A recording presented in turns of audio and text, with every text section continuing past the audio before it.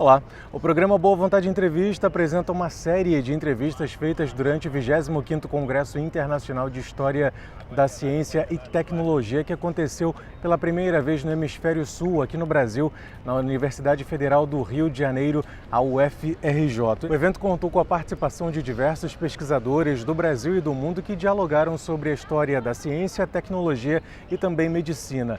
Nós vamos acompanhar agora a conversa do Josué Bertolin, apresentador da Boa Vontade TV, com o professor José Luiz Goldfarb. Ele é professor da Pontifícia Universidade Católica de São Paulo, a PUC São Paulo, e diretor da EDUC, editora da PUC São Paulo. O professor José Luiz, nesse programa, fala sobre a criação da Sociedade Brasileira de História da Ciência e Tecnologia e também dos resultados no campo da pesquisa histórica científica, que resultou na escolha do Brasil para sediar esse importante evento. Vamos conferir. Muito obrigado, professor José Luiz, por mais uma vez atender aqui aos nossos microfones da Boa Vontade TV, Super Rede Boa Vontade de Rádio, Portal Boa Vontade. Muito honrado em estar junto com vocês mais uma vez. Acho que a gente esteve junto já em grandes eventos internacionais lá em São Paulo. E agora estamos aqui no Rio de Janeiro, nesse momento muito, para mim, muito emocionante, né? Assim, tipo, é o top da nossa área, né? O Congresso quadrienal, né? Que nem a Copa do Mundo, né? Como o senhor vê essa organização do Congresso aqui no Brasil, primeira vez no Hemisfério Sul, América Latina e acontecendo no Brasil? Pois é, na década de 80, né, a gente estava lá na USP criando a Sociedade Brasileira de História da Ciência, né? Eu acho que começa ali. Foram décadas de muito trabalho da sociedade, depois surgiu a Sociedade Latino-Americana. Com a Sociedade Latino-Americana, a expressão do Brasil na internacional, né, que agora está aqui no Rio de Janeiro, né, foi crescendo. Então eu acho que é uma longa história, né, realizada por muita gente, muitas pessoas, algumas até eu acho, a gente pode, hoje em dia não está muito na moda, né, mas fazer uma homenagem, né, pelo esforço inicial de acreditar, né, mas eu acho que as coisas acontecem e por causa da nossa área, a gente conseguiu, há 4 anos atrás, né, acho que amadureceu uma rede nacional, né, de pessoas que batalham a área, e a gente foi lá para Manchester, né, muita gente achava delírio nosso, né, levar a proposta Rio 2017. Né. Eu fui muito entusiasta da proposta, achei que realmente era o momento, né, e pelo visto deu certo. Como o senhor vê a importância da história da ciência, tecnologia, no fazer ciência e no avanço da tecnologia? Bom, eu vou te dar um exemplo bem pontual, né? Outro dia a gente recebeu um presidente do Instituto Weizmann de Israel, né? É uma instituição de pesquisa, né? Como a gente tem no Brasil, instituições que não são de ensino, são de pesquisa, né? E o Instituto Weizmann tem assim uma curiosidade, né, que um monte de patente, né, de medicina, remédios, Alzheimer e tal, vem do Weizmann, né? Então o Weizmann vai dizer assim, deve ser um lugar super voltado para ciência aplicada, né? Porque tudo que sai muita coisa sai de lá que serve para a nossa vida, né? Também na área do computador, dos chips, tal.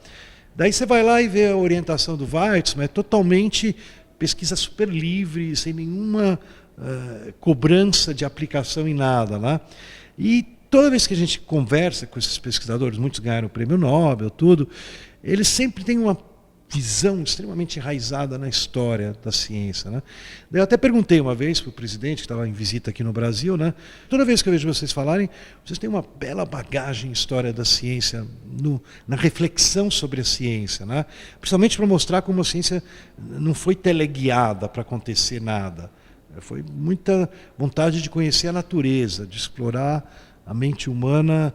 Então, o que esse presidente lá do Weizmann me falou, assim, não, a gente nem tem curso de História da Ciência, mas lá os cientistas leem tudo que vocês, historiadores da ciência, produzem. A gente lê muito. Então foi legal porque eu fiquei contente, porque eu sou incentivador da leitura, e nesse caso é leitura de História da Ciência, né? Então, quer dizer, eu acho que a História da Ciência, ela, quanto mais detalhada, mais profunda, né, mais ampla ela for, e como você falou, ela for acessar, o cientista tiver acesso à sua própria história, né, também ele vai entender que a história da ciência é diferente do que muita gente pensa, não tem uma linha muito reta, muito... Então, esse negócio, tem uma coisa da intuição que está presente, e às vezes o ensino, muitas vezes, acabou ficando um pouco bitolado, né, de que é uma coisa meio maquininha que dá certo, né? E a história da ciência muitas vezes ajuda a ter essa visão mais ampla, né? Mais, no fundo é mais humana, né? Estão se abrindo brechas, quer dizer, tem muitos projetos, como eu te falei, São Paulo, nacionais, Rio de Janeiro, que vão tentando fazer essas pontes entre as escolas, os professores, reciclagem, né, e a história da ciência. Isso é muito interessante porque desfaz um pouco aquele mito da ciência, do cientista extremamente objetivo, só olha para o fato, e o fato é absolutamente tudo, e começa a ver essa construção sociocultural que tem as subjetividades, tem as bagagens culturais, espirituais de cada indivíduo no fazer ciência. Pois é, eu acho que essa questão, né, inclusive é uma questão polêmica, né, porque tem alguns cientistas, né, que defendem uma visão muito radical, muito radicalizada, né, de que o cientista, a ciência foi um rompimento com essa dimensão subjetiva humana, né? A ciência, a partir dali, a gente ficou certinho e tal, né? Sabe que, né, nas raízes da ciência essas coisas foram muito entrelaçadas, né? Eu, particularmente, pesquisei, sigo pesquisando a influência da Cabala em Isaac Newton, né? Então, Isaac Newton, pelo contrário, né? Não é que ele, o pessoal fala, é o pai da ciência moderna, ele é o pai, mas também ele é ainda um mago, ainda um cara muito envolvido e influenciado, né, por uma visão de mundo que tem uma espiritualidade. Quer dizer, para o Newton, a gravidade, que aliás a gente continua não tendo muita facilidade de explicar por que nós não estamos voando aqui nessa sala, né, por causa da gravidade. Agora, entender o que é essa gravidade, então, para ele essa gravidade era uma coisa meio de Deus, era um sensório de Deus, né? Então, você vê, Isaac Newton foi cantado e exaltado, colocado no trono como lógico, como experimentalista, matemático, o que ele foi, né? Porém, tem mais coisa do Newton que, de certa forma, se esqueceu de analisar, né? E daí, para a gente entender o fenômeno que aconteceu naquela época, cada vez mais fica claro de que foi justamente, não é apesar de ele fazer cabala, alquimia, tudo, não, é devido a, né, foi por causa que ele fez isso, que ele foi o cara que naquele momento, né, emplacou com a gravidade, com uma matemática nova, tudo, mas com essa fronteira tênue, no caso do Newton, tênue entre, é o que você falou, entre o cientista lógico, matemático, racional, objetivo e consequente, claro, que as coisas do Newton, né, o Principia, o livro dele, né, influenciou muito, sem dúvida, o mundo se orientou para essa mecânica clássica naquela época, tudo, né? Mas, isso que eu te falo, também é interessante entender as reflexões dele sobre essa dimensão do espírito, né, até no caso dele, de uma reflexão, por incrível que pareça, da divindade, quer dizer, essa força que faz a lua estar aqui com a gente, o teu microfone, você, eu, firme aqui, essa força da gravitação é uma dimensão especial da realidade, né? É uma expressão para ele de uma espiritualidade também, né?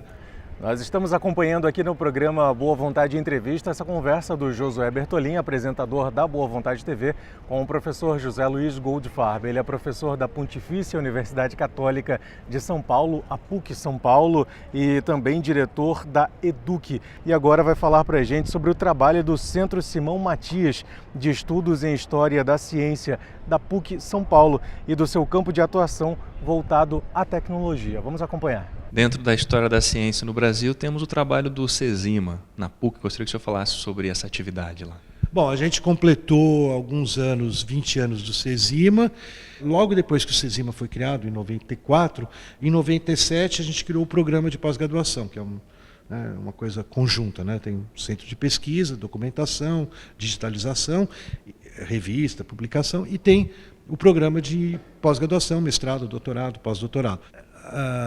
Eu acho que são 20 anos do programa, 23 anos do CESIMA. Eu acho que no nosso caso é realmente uma história legal, que foi um desafio. A gente começou com muita precariedade, abrindo as portas para várias atividades da história das ciências em São Paulo. A gente se tornou um referencial que se expõe além da PUC. A gente tem muita chegada na Inglaterra, na University College of London, Cambridge, Oxford. Todos esses grandes centros de história da ciência estão muito abertos e interagindo conosco. Vai gente nossa para lá, vem gente deles para cá. O senhor está muito ligado a fazer ciência, a história da ciência e as tecnologias digitais. Como é que está essa produção de história da ciência em meio às novas tecnologias digitais? Bom, eu vou dizer uma coisa engraçada, né? Até os anos 90, a gente não tinha ainda a revolução digital, né? Existia uma coisa acontecendo, tudo, mas ainda muito tímida, ninguém sonhava.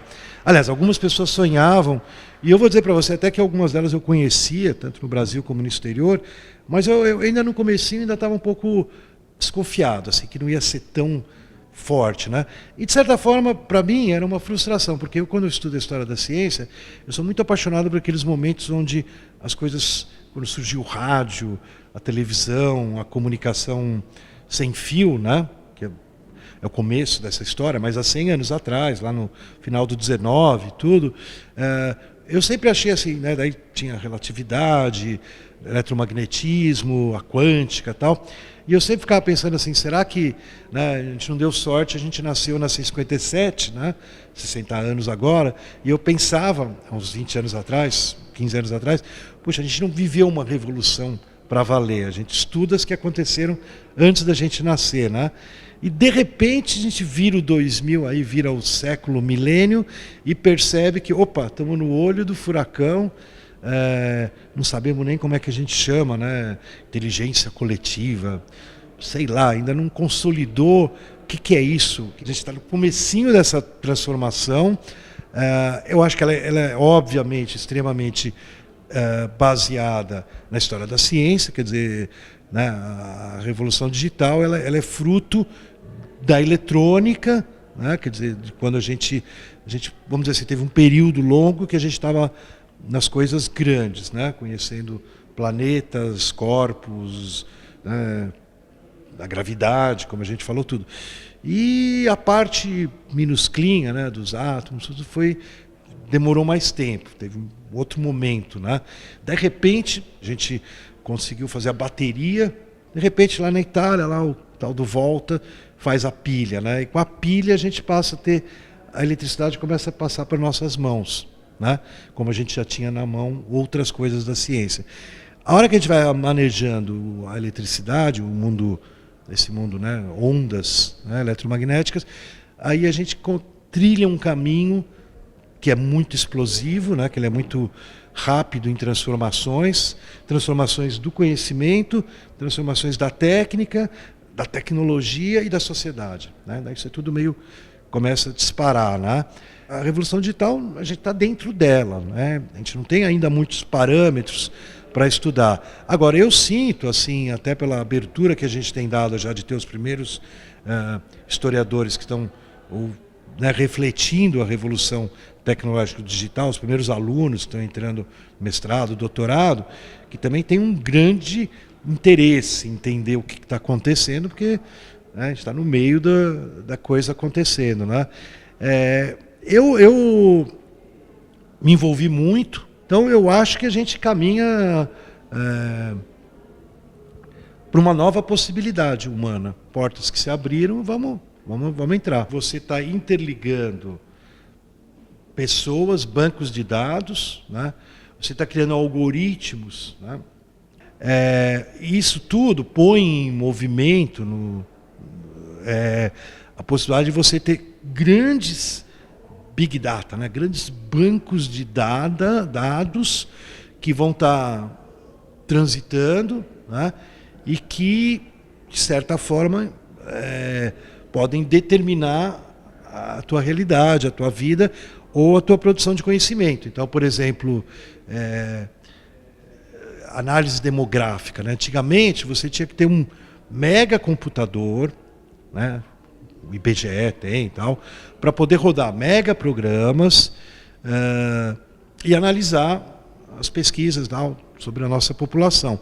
Hoje em dia, num computadorzinho que eu tenho aqui na pasta, você tem memória suficiente para desenvolver alguns programas ou baixar alguns programas, interagir com o IBGE, ter tua senha lá, você é um demógrafo da USP, da Unicamp, da PUC, e poder analisar dados e colocar esses dados na rede. Então a gente tem, você entende, quantidade de gente que pode estar explorando uma pesquisa do IBGE é muito maior do que antes. E mais ainda, o cara pode estar desenvolvendo um software, um detalhe desse algoritmo, que ele depois deixa livre na rede, né? Então, você entende? Quer dizer, a construção do conhecimento, ela realmente é mais colaborativa, ela é mais aberta. Enfim, são desafios, eu acho...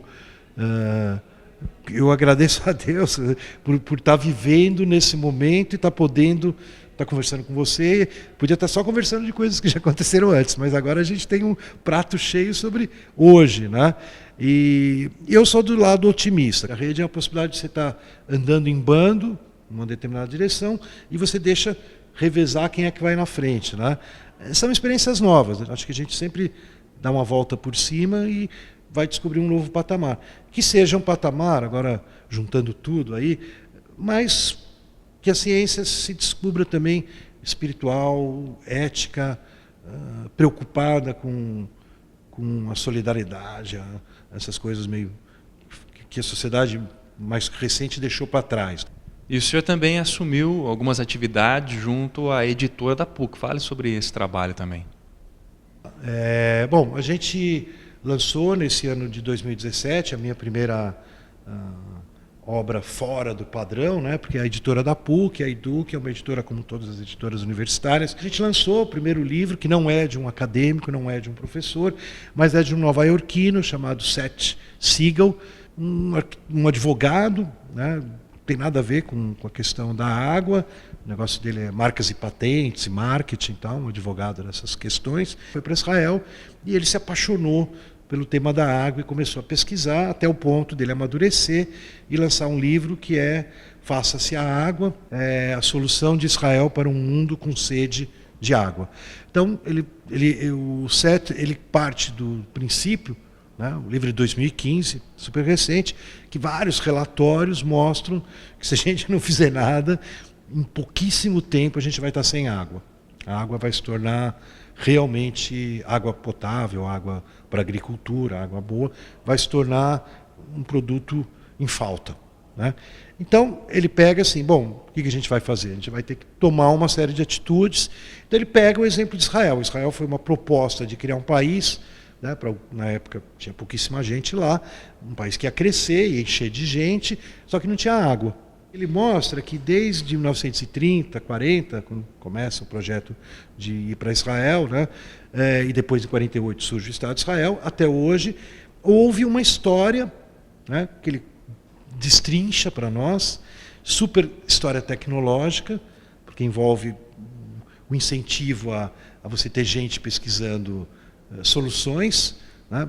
Então eu até brinco assim, você compra um livro e ganha dois, né? Porque você compra um livro pensando em ver a questão da água, mas você vê também a questão de como uma nação, uma população, um grupo pôde se organizar, né? Ele mostra que tem peculiaridades incríveis e vai embora. E no final da história você tem água sobrando. Hoje a Jordânia tem água judaica, a Palestina tem água judaica. É um dos poucos elementos onde não tem tanto conflito, porque todo mundo precisa de água. Então esse é o nosso Faça-se a Água. O novo livro está à venda em todas as livrarias aí do Brasil, nos sites, tudo. E a gente espera aí devagarzinho ter essa pegada de ter outros livros além das teses acadêmicas, né? Muito obrigado, professor, por essa conversa, foi muito boa. Muito obrigado a vocês. Depois quero o link aí para divulgar. Acompanhamos a entrevista feita pelo Josué Bertolin, apresentador da Boa Vontade TV, conversando com o professor José Luiz Goldfarb. Ele é professor da PUC São Paulo, a Pontifícia Universidade Católica, falando sobre o 25º Congresso Internacional de História da Ciência e Tecnologia, que aconteceu pela primeira vez aqui no Brasil, e ele conversou também sobre o avanço tecnológico para a pesquisa científica no Brasil e no mundo. No próximo programa nós continuaremos acompanhando esse registro feito para a Super Rede Boa Vontade de Comunicação.